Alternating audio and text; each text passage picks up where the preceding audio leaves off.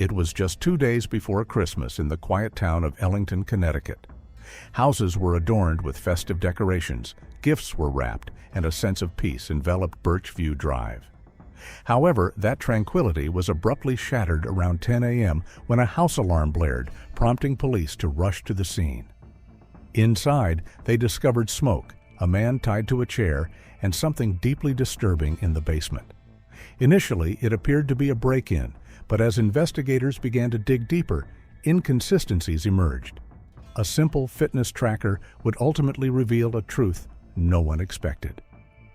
This is the shocking story of Connie DeBate and how her final steps helped solve a murder. Connie DeBate was the kind of person everyone wanted in their life.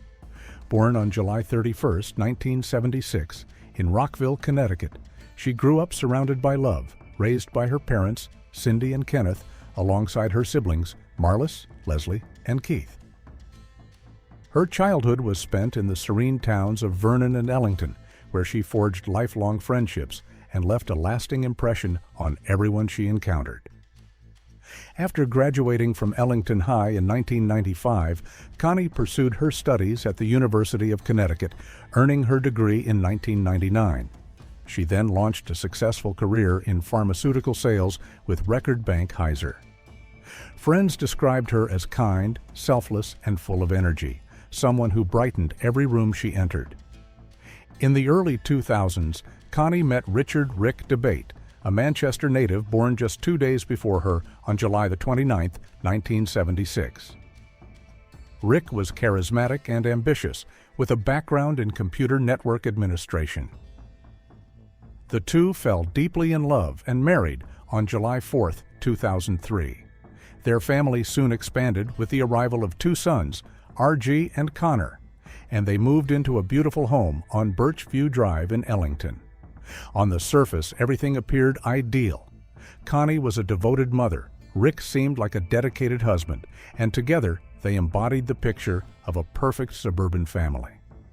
However, beneath this facade, cracks were beginning to form. Tragedy struck on December 23, 2015, just 2 days before Christmas. That morning began like any other. At 8:10 a.m., Rick dropped off the boys at the bus stop while Connie prepared to attend a class at the local gym. Shortly after she left, Rick claimed he forgot his work laptop and returned home. According to him, that's when everything changed.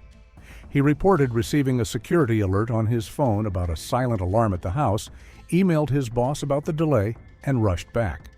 Upon entering, he claimed to hear noises upstairs. When he investigated, he said he came face to face with a masked intruder in camouflage holding a knife. What followed, according to Rick, was a chaotic scene. He alleged that the intruder demanded money and passwords, even threatening to harm his family. Just then, the garage door opened. Connie had come home early because her class had been canceled. Rick shouted a warning, but the intruder ran toward her, leading to a struggle. Rick claimed he was thrown down the stairs, dazed and disoriented. By the time he recovered and chased after them into the basement, it was too late. A single gunshot rang out. Rick said the attacker then turned on him, using zip ties to restrain him to a folding chair, cutting him with a box cutter, and even threatening him with a blowtorch. However, Rick claimed he fought back, grabbed the torch, and scared the man off. While Rick's story was dramatic, the timeline didn't quite fit. He stated the attack occurred around 9:05 a.m., but the first 911 call wasn't made until over an hour later at 10:21 a.m. Even stranger, the home security alert Rick claimed to see just after 8:30 wasn't transmitted to police until 10:16. When first responders arrived, they found smoke in the air and the front door slightly ajar. A trail of blood led from the basement to the kitchen, where they discovered Rick partially bound, face down, claiming the attacker was still inside. However, there was no trace of the alleged intruder. Investigators meticulously searched the home, photographing everything, including Rick still tied to the chair. Yet, the deeper they looked, the more questions arose. At first glance, the scene suggested a violent struggle, but certain details didn't align. Rick was found with zip ties around only his left wrist and ankle. His injuries appeared minimal, and the location of the wound seemed suspiciously convenient. Meanwhile, the true horror of what happened lay in the basement boiler room where police found Connie. She had suffered 2 fatal gunshot wounds, one to her abdomen and the other to the back of her head. There was no saving her. She was pronounced dead at the scene. Investigators immediately began treating the case as more than a typical home invasion. K-9 units were deployed in hopes of tracking the intruder's path, but what they found was unexpected. The dogs were fixated on one person, Rick. One of the dogs discovered Rick's wallet in the yard, supposedly tossed aside by the fleeing attacker, but there was no scent trail leading away from the property. Instead, the dogs traced directly to the ambulance where Rick was being treated for what turned out to be minor injuries. From that moment, Rick's story began to unravel. At Hartford Hospital, detectives questioned him about the events of that morning. Rick repeated his claim that an intruder shot Connie, but as they pressed for details, his account began to shift. His timeline grew foggy. At one point, he said he left the house before Connie did, but later he couldn't remember who left first. He also changed his description of the homecoming, initially stating he heard no sounds upstairs, then later claiming he went up because he saw a bedroom light and found a man rifling through a closet. There were other contradictions as well. Rick initially said he had been pushed down the stairs, but later said he fell. He claimed Connie and the intruder fought over the gun before the man overpowered her and pulled the trigger. He also insisted the basement was pitch black, making it impossible to see clearly. Yet if he had been knocked unconscious as he claimed, how could he recall so much? Even the physical evidence didn't support Rick's version. He said he crawled up the stairs still tied to the chair to reach his phone and call for help, yet the injuries on his body were isolated to the left side and front of his legs, positions easily reachable by his right hand. There was also something else, almost no blood trail between the basement and the kitchen. Investigators found just a few drops, all dry, in the kitchen itself. If Rick had really dragged himself upstairs, he would have left a much clearer path. Even more troubling was what they didn't find. There was no sign that Rick ever approached Connie's body after the shooting. The blood surrounding her remained untouched, as if no one had even tried to help her. Detectives examined the supposed point of entry, a basement window. It showed no signs of forced entry. Instead, the locks had been removed from the inside and left sitting on the sill. For someone to break in that way, they would have had to pry open the window without damaging the frame or tripping the alarm system. It simply didn't add up. When questioned further, Rick described his marriage as mostly good, admitting that Connie had been struggling emotionally and mentioning signs of depression and occasional bursts of anger, traits out of character for a woman known for her warmth and optimism. He suggested she was slowly recovering, but when asked whether investigators would uncover any relationship issues, Rick gave a mixed answer: yes and no. He confessed to having an affair with a woman from his past, Sarah, a recently divorced friend from high school.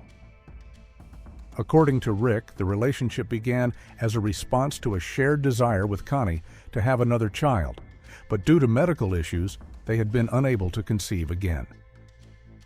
Sarah, who also wanted a baby, seemed like an unexpected solution. This solution raised serious red flags. Rick had painted a picture of a loving marriage strained only by external pressures, but as the case unfolded, that picture began to tear apart, revealing a man with secrets, a story full of contradictions, and a house full of evidence that seemed to lead not away from Rick, but directly toward him.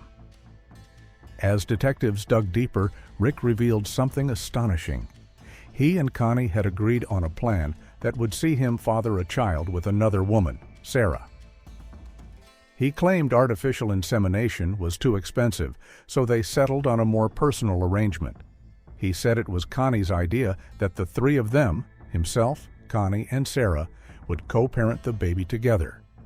To Rick, it was a modern solution to a shared dream, but to investigators, the story didn't make sense.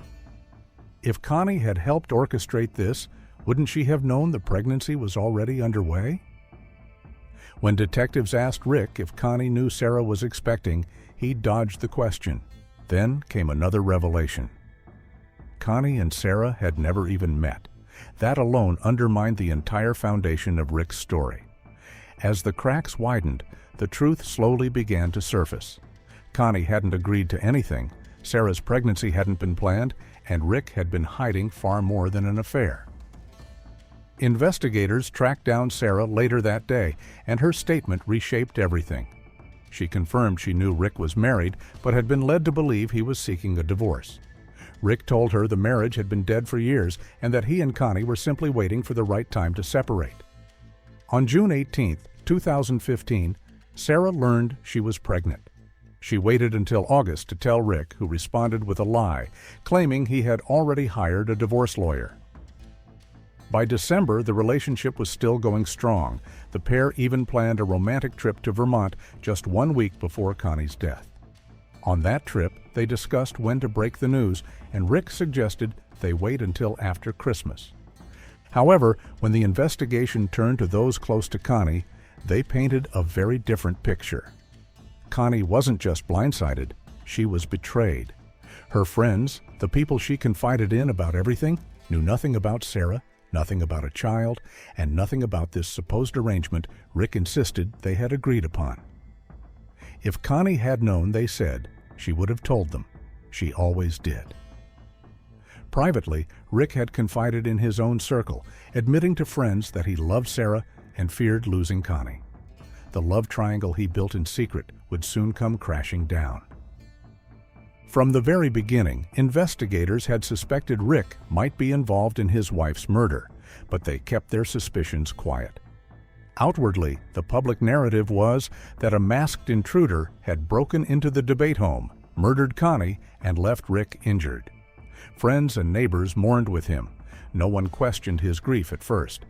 But investigators continued to follow leads, one of which stood out: a contractor the couple had sued after a dispute over home renovations. The debates had taken him to small claims court, and Connie reportedly feared him. In fact, her car had been vandalized twice in 2015, incidents she believed were connected to the contractor. Afterward, they upgraded their home security system and bought firearms. The contractor's name came up repeatedly in interviews, and it seemed like a promising lead, until it wasn't. The man had a solid alibi for the day of the murder and looked nothing like the masked figure Rick described. That trail went cold fast. While investigators quietly honed in on Rick, others began noticing strange behavior. His reaction to Connie's death didn't match what one would expect from a grieving husband. His demeanor was off, his story changed, and his sorrow felt performative. The illusion of a perfect family life had already been shattered, and now the truth behind it all was beginning to rise from the ashes. One contradiction, one deception at a time. In the days following Connie's tragic death, Rick's behavior baffled those around him. One of the first things he posted in a neighborhood forum was a casual question about the best place for takeout, a jarring inquiry for a man whose wife had just been murdered. As investigators dug deeper into the debate's lives, the cracks widened. The couple was under financial strain, their spending far exceeded their income, and much of the burden seemed to fall on Connie. She had quietly confided in a friend about leaving Rick, even keeping a private note on her phone titled, "Why I Want to Divorce." In it, she listed Rick's lies, emotional neglect, poor parenting, and selfishness. Then came the money trail. Investigators uncovered 2 life insurance policies worth nearly $500,000 each. Rick's had lapsed due to non-payment, but Connie's was active, and Rick filed a claim just 5 days after her death. 1 month later, he collected an additional $75,000 from her employer. It was a chilling revelation. The man who claimed to grieve her was already cashing in. Over the next year, detectives built their case brick by brick, examining phone records, financial statements, emails, and security system logs. But the breakthrough came from something small and often overlooked: Connie's Fitbit. The data was damning. Her fitness tracker showed she was alive and active, well after the time Rick claimed she had been killed. On December 23rd, she woke up at 7:52 a.m.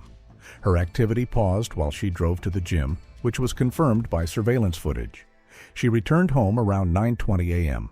Then, from 9:37 to 9:43, she was inactive, likely resting. After that, the tracker showed movement and even social media activity from Connie's phone at 10:05 a.m. Rick had said she died around 9:05. The data proved she was still alive an hour later.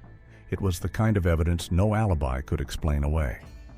On April 14, 2017, police arrested Rick DeBate. He was charged with Connie's murder, tampering with evidence, and making false statements. Rick pleaded not guilty, but the arrest sent shockwaves through Ellington. To many, Rick had seemed like a grieving husband, not a killer. Prosecutors compiled a 50-page affidavit outlining the case against him. His affair, the insurance money, the shifting story, and the Fitbit timeline that dismantled his version of events. Still, justice moved slowly. The case was delayed twice. It wasn't until April 5, 2022, nearly 6.5 years later, that the trial finally began. When it did, the courtroom was packed. Connie's story had become national news, often dubbed the Fitbit murder, a label her family despised. To them, Connie wasn't just a case. She was a mother, a sister, a friend. The defense tried to cast doubt, pointing to unidentified DNA in several spots throughout the home, suggesting another person may have been present. They noted the low levels of gunshot residue found on Rick, arguing it was too minimal for someone who had just fired a weapon. But prosecutors pushed back hard. The DNA, they argued, didn't prove a second suspect. It merely distracted from the real story. The gunshot residue test wasn't done until hours later, giving Rick time to wash his hands, clean up, and alter the scene. The motive was clear. Rick was cornered. Sarah was pregnant, Connie wanted out, and Rick's perfect life was about to collapse. As prosecutor Matthew Kadansky told the jury, "Time is moving on, the pressure is mounting, the baby is coming, and the defendant's worst fears are about to be realized." After a 5-week trial, the jury took just 3 hours to deliver their verdict. On May 10, 2022, Richard DeBate was found guilty on all counts. At sentencing, the judge didn't mince words. She called the crime premeditated, heinous, and incomprehensible, handing down a sentence of 65 years, just 1 year shy of the maximum. Rick's lawyer signaled they would appeal, but few believed he would ever walk free again. For Connie's family, the long nightmare was finally over. The judge took a moment to speak about Connie, not as a victim, but as a person, a vibrant woman, a loving mother, a devoted friend. She ended the trial with words that echoed through the courtroom and beyond. The world is a lesser place without Connie in it. Now, with justice served, Connie's story will never be forgotten. Don't miss out. Subscribe now for more thrilling investigations.